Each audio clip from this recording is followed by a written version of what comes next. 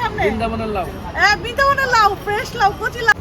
লাউটা প্রেসার কুকারে দিয়ে দিচ্ছি বিকজ যেন 3 সিটিতে বা 4 সিটিতে আমার লাউটা হয়ে যায়। অটো সিস্টেম আইফোনে। তাই মানে অটো যে সিস্টেম কত মানুষ আছে ওই হিসাবে জুম থাকে। ও আচ্ছা বেশি মানুষ আসছে আবার ছোট হয়ে যাবে। আচ্ছা আচ্ছা। আজকে আমরা বের হয়েছি, আরিয়ানের কোচিং ছিল, এখন একটু ভেজিটেবলস কিনবো আরিয়ানকে নিয়ে। তো কি কি ভেজিটেবলস কিনবো আর একটা নিউ ব্লগ শুরু করতেছি। আমি একজনকে দিয়ে আসছি, মাত্র দিয়ে আসছি, কারণ আমরা তো এত টাকা নিয়ে বের হই না, বুঝছেন। আমরা 30 টাকা কমে দিবেন না? আচ্ছা দেন।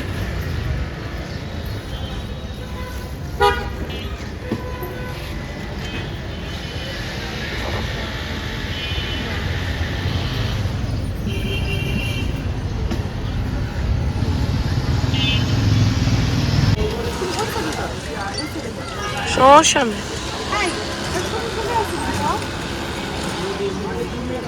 হ্যাঁ নদী কত করে? 100? ও মা কি বলে, নদী 100 টাকা কেজি?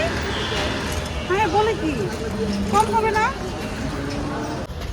সাজনা, সাজনা হলো 300 কত কেজি? 320 টাকা কেজি সাজনা। আর লতি? লতি 140। কিন্তু লতিগুলো সুন্দর। আমাদের অনুরোধ রইল যে বাজার মনিটরিং এখানে আমাদের অনুরোধ রইল যে বাজার মনিটরিং এখানে আনার দরকার। হ্যাঁ আসবে আসবে, আস্তে আস্তে আসবে।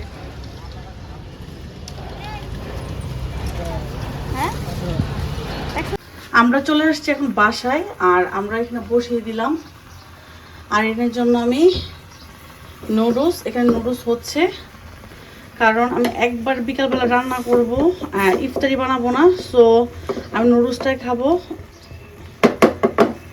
আমি কি বলতে, আরিয়া তুমি কি করতেছো?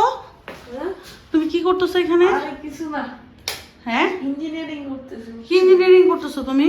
স্টেপলার দিয়া হ্যাঁ বাড়ির ইঞ্জিনিয়ারিং করি। দেখি কি বাড়ি ইঞ্জিনিয়ারিং করতেছো। এখানে পিলার তোমাকে আমি বলছি না গোসল করতে আরিয়ান, এখন গোসলের টাইম।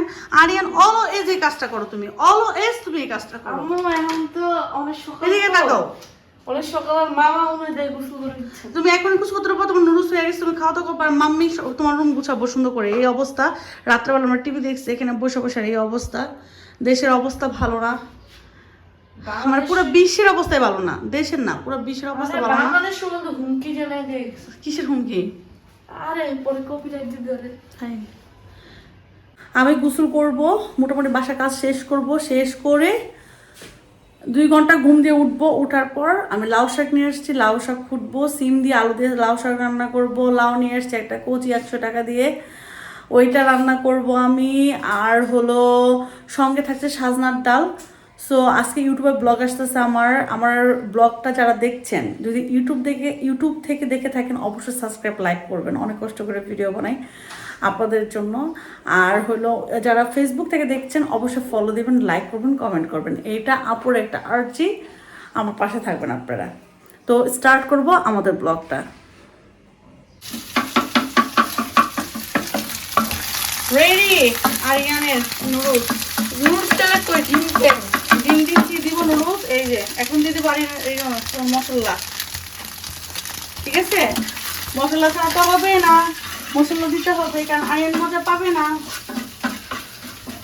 এখন হয়ে গেছে এটা শর্টকাটে নুডলস আরিয়ানের। আমার লাঠি কিন্তু আরিয়ানকে মারতে যেয়ে ভেঙে গেছে, দাম দাম করে বোঝানো। হ্যাঁ এটা হলো আরিয়ানকে মারতে যেয়ে ভেঙে গেছে। তো এখানে আরিয়ান দিদি তোমার নুডলসটা রেডি, তুমি এখন শাওয়ার নাও, শাওয়ার নিয়ে তুমি একটু ঘুমাও, ঘুমিয়ে উঠে তারপর পড়তে বসো। আর মাম্মি সব মোটামুটি একটু কাজ শেষ করে আমি ঘুমাবো একটু, গোসল করে উঠে তারপর আম্মু রান্না বান্না করবে। যেহেতু আজকে আমরা ইফতারি খাবো না, আমরা খাবো ভাত, তো টুকটাক দুপুরের পর ওই টাইমে রান্না বান্না সব শেষ করবো আলহামদুলিল্লাহ। এই যে এখানে আমি লাউ শাকটা বসিয়ে দিলাম একটু আলু দিয়ে, এটা আমাদের দেশে এভাবেই খায় লাউ শাকটা। তারপর হলো আমি শুকনো মরিচ, পেঁয়াজ আর রসুন দিয়ে বাগার দিব এটা। এখানে এটা সিদ্ধ হোক ভালো করে। আর এই তো এখানে আমি একটু টমেটো দিয়ে ডাল সিদ্ধ করে নিলাম, এটা গোটা দিয়ে দিচ্ছি। এখন আমি এটার মধ্যে দিয়ে দিব হলো সাজনা। এই সাজনাটা আপনাদের ভাইয়া খুবই পছন্দ করে, আমি সাজনাটা দিয়ে দিলাম। আর এই গরমের মধ্যে সাজনা কিন্তু খুবই ভালো লাগে। আমার আম্মু আবার একটা রেসিপি করে, সেটা হলো যে কি বলে এটাকে, ভেন্ডি দিয়ে চিংড়ি মাছ দিয়ে সাজনা দিয়ে মাখা মাখা করে রান্না করে, ওইটা অনেক মজা। তো আমি গরমের দিন আসলে আসলে এই রেসিপিগুলো করার চেষ্টা করি, আর বিশেষ করে হাজব্যান্ড যে জিনিসটা পছন্দ করে সেটা আমি করার চেষ্টা করি। তো এটা একটা বা দুইটা বলক আসবে, তারপরে হলাম এখানে শুকনো মরিচ দিয়ে, রসুন দিয়ে আর পেঁয়াজ দিয়ে বাগার দিয়ে দিব। আর এই তো আমার শাকের পানিটাও আসলে এখানে শুকিয়ে যাচ্ছে, এটা এখানে বাগার দিয়ে দিব। আর সঙ্গে একটা তরকারি রান্না করব, সেটা হলো লাউয়ের ঝোল করবো আমি টমেটো দিয়ে। শুধু যেটাকে ভেজিটেবলস বলে, সবজি নিরামিষ বলে, যেটাকে নিরামিষ, আমি সেটা নিরামিষ করবো। কারণ আমাদের কয়েকদিন ধরে গ্যাসের এত প্রবলেম হচ্ছে বলার বাইরে। এখানে হলে আমি লাউটা কেটে রাখছি, তো লাউটা বসিয়ে দেবেন। কচি একটা লাউ, আপনারা হয়তো দেখবেন যে আমি কিনেছি, এটা 100 টাকা নিয়েছে। আর এই তো টুকটাক কাজ করতেছে এখানে। আরিয়ান হলো ঘুমাচ্ছে।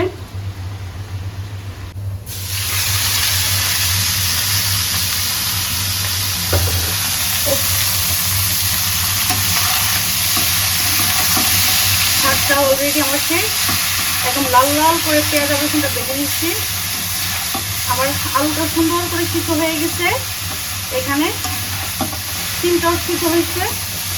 আপনারা কে কে এই শাকটা খান আমাকে কমেন্ট করে সবাই একটু জানাবেন, যে লাউ শাক দিয়ে আলু দিয়ে সিম দিয়ে তারপর এটা সিদ্ধ করে তারপরে তেলের মধ্যে বাগার দেন আপনারা। আমরা এই শাকটা খাই, আমাদের দেশে এই শাকটা খায়। এটা খুবই টেস্টি একটা শাক, মানে খুবই মজা হয় এই লাউ শাকটা। আমি ট্রাই করি, শীতের সময় একটু ট্রাই করি, অনেকবার হয়তো আপনাদেরকে আমি দেখেছি এই শাকটা আমার ব্লগে। যাই হোক মোটামুটি হয়ে গেছে আমার এটা। আর এখানে আমার এই যে ডালটা হয়ে গেছে, একদম সুন্দর সজনের ডাল এখানে হয়ে গেছে। এখানে ভাতটা কমপ্লিট হয়ে গেছে আমার একদম। আমরা দেশের চাল খাই, নতুন বস্তা তুললাম এখানে। এই তো, আর এই তো লাউ রান্না করবো। এই তো থাকছি আজকে ব্লগে আমার এগুলি। এই টমেটোগুলো সালাদ খেতে কি যে ভালো লাগবে, ভাবতেছি আমি খাবো সালাদ, আজকে খাবো। এরকম 1 কেজি, মেবি 2 কেজির মতো না, তোমার পাপা নিয়ে আসছে না? 2 কেজির মতো নিয়ে আসছে এরকম টমেটো, বড় বড় সাইজের। তো আজকে আপনার রাকিব ভাইয়াকে দিয়ে আমি শসা আনাবো কচি কচি দেখে, ধনে পাতা পেঁয়াজ টেস্ট দিয়ে সরিষার তেল দিয়ে, তারপর আজকে আমি সালাদ খাবো। আর এটা আমি লাউয়ে দিব, কারণ লাউয়ের টেস্টটা একদম চেঞ্জ হয়ে যায়। যেহেতু আমি কোনো ফিশ দিয়ে লাউ রান্না করতেছি না, ভেজিটেবলস করতেছি, সো এটা টমেটো এই জন্য দিব টেস্টের জন্য। কাঁচামরিচটা ফেলে দিব, আমি ঝালটা কম দিয়েছি। আর আপনারা তো জানেন লাউ তরকারি যত মশলা কম দেওয়া যায় তত মজা হয়। দেখি লুকটা বলছে লাউটা অনেক ভালো, কেমন হয়। এই তো আমি দিয়ে দিব এখানে টমেটোটা। লাউটা প্রেসার কুকারে দিয়ে দিচ্ছি, বিকজ যেন 3 সিটিতে বা 4 সিটিতে আমার লাউটা হয়ে যায়, যেন বেশিক্ষণ আমার ইয়ে না করতে হয়, রান্না করে দাঁড়িয়ে না থাকতে হয়। একটা বড় লাউ, এটা কিন্তু রুটি দিয়েও খুব ভালো লাগবে। আর রোজা থেকে একটা ভেজিটেবল তো আমাদের শরীরের জন্য অনেক বেশি দরকার, এরকম পানি টাইপের খাবারটা। ওকে, মোটামুটি একটু কষানো হোক, তারপর আমি এখানে পানি টেনে দিয়ে দিব, এটা কষানো হতে থাকুক। সারা জীবন জানতাম যে পশু পাখি পালে হইল ছোট বাচ্চারা, আর আমার বাসায় একটা ছোট বাচ্চা, দেখেন। তুমি পুরান ঢাকা যাও নাই? পুরান ঢাকায় 70, আমাদের সময় 70 বছর 65 বছর এরা সবাই কবুতর পালে, তাই সব দামি দামি কবুতর পালে। তাই তো আমার ট্রেডিশনটা ওখান থেকে আসছে, এটা বুঝতে এখন হবে। তুমি কি খাচ্ছ বলো? আমি কফি খাচ্ছি, দেখি। এই যে ব্ল্যাক কফি। আমার পুরান ঢাকার ছেলে, বিক্রমপুরের ছেলে। আচ্ছা ঠিক আছে। আমার জামাই কিন্তু অনেক বয়স, আমার জামাইয়ের দেখেন কিভাবে চলাফেরা করে, সে এত ডায়েট করে যে সে এখনো ইয়াং রয়েছে, আমি বুড়ি হয়ে গেছি, ঠিক না? এটা দিছে মেইনটেনেন্স। ইয়েস, তুমি বড় বংশের ছেলে তো এই জন্য। হ্যাঁ, ব্লাড, জমিদার বংশের। রাইট। সোনার চামিচ নিয়ে জন্মগ্রহণ করছো। আর বাংলাদেশের মানে হাতে গোনা খুব কম পাইবা যে সোনার চামচ দিয়ে জন্মগ্রহণ করছে। হ্যাঁ, আর আমরা কি নিয়ে জন্মগ্রহণ করছি? এখন এটা তো আল্লাহ মালুম জানে, আর তুমি জানো, তোমার মা জানে, আমি তো জানি না, আমি তো ছিলাম না ওখানে। আমরা চিনির পানি মুখে নিয়ে জন্মগ্রহণ করছি, বুঝছো না? এই জন্য দেখছো আমাদের মধু হ্যাঁ, আঙ্গ কথার মধ্যে।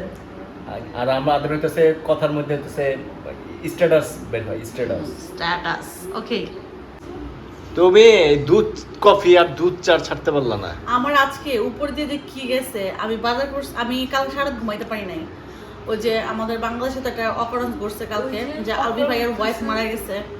তো ইকরা ওই মেয়েটার ভিডিও ডিস্টার্ব করতেছে না, ওই মেয়েটার ভিডিও দেখছে, সারা রাত আমার ঘুম আসে না একটু হোক। আমি নিজেও ফেসবুকে কন্টেন্ট করছি ওটা নিয়ে। তারপর আবার আমি 4:30 5টা বাজে ঘুমাইছি, ঘুমাই আমি আবার 8:30 বাজে উঠে গেছি। উঠে আরিয়ানকে নিয়ে গেছি স্কুলে 2 ঘন্টা বসে রয়েছে, ওইখান থেকে সবজি কিনে বাসায় আসছে, আইসা পুরো বাসা ক্লিন করছি, করে সবজি সব কুটলাম, কুটে রান্না বান্না করলাম, করে টোরে নামাজ পড়ে তারপর টিভি দেখতে বসলাম, ইফতারি করলাম। এখন এই যে ক্লান্ত শরীরে 1 কাপ চা খাচ্ছি।